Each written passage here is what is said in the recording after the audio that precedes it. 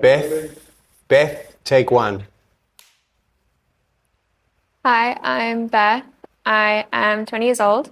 I was born in Zimbabwe, but grew up most of my life in a small country called Malawi, which is where I met my best friend and now husband, Chris.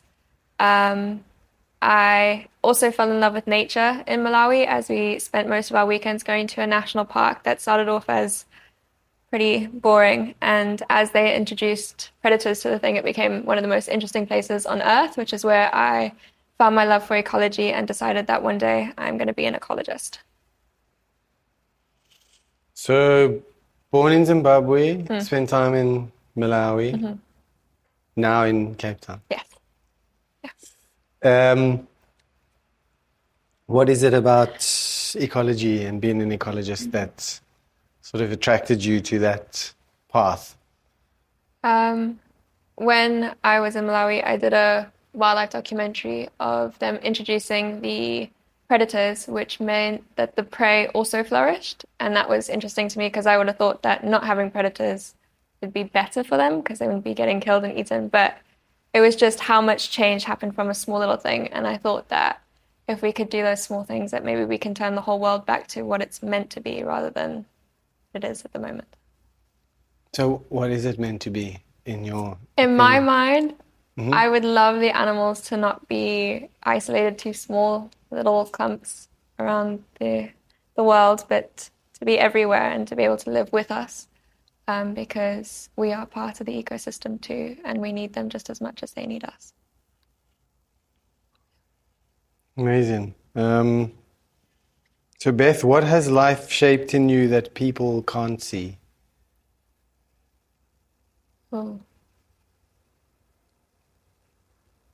I think just my view of the world. I think I started when I went into ecology and animals. I had a hatred for humans because I believed that we were the problem. But over becoming an adult and all of that, I actually find a lot more compassion towards humans and can understand their perspective too. Um, yeah. Is there anything that life has changed in you that you don't talk about often?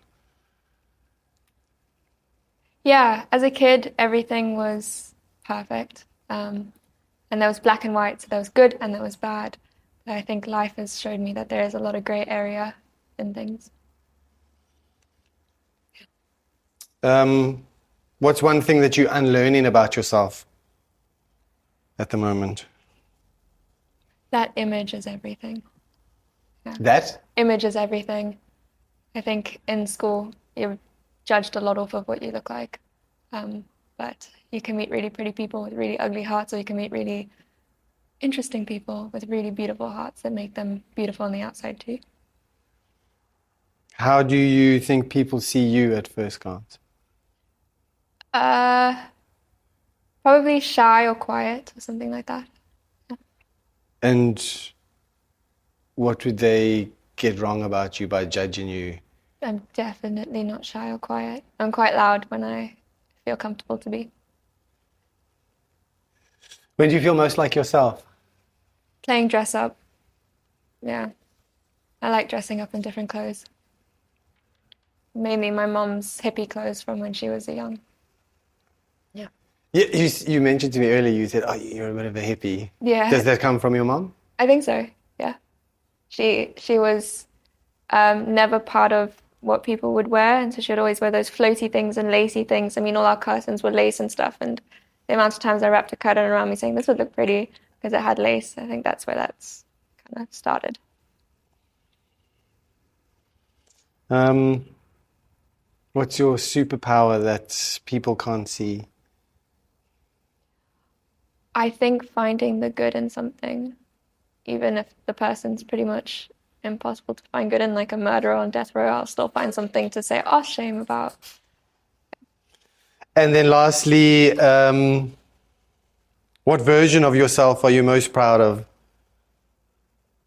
Uh, Probably when I'm able to put people first, other people above myself. That's the version of me that I'm proud of. It doesn't happen often, but when I am able to, it's pretty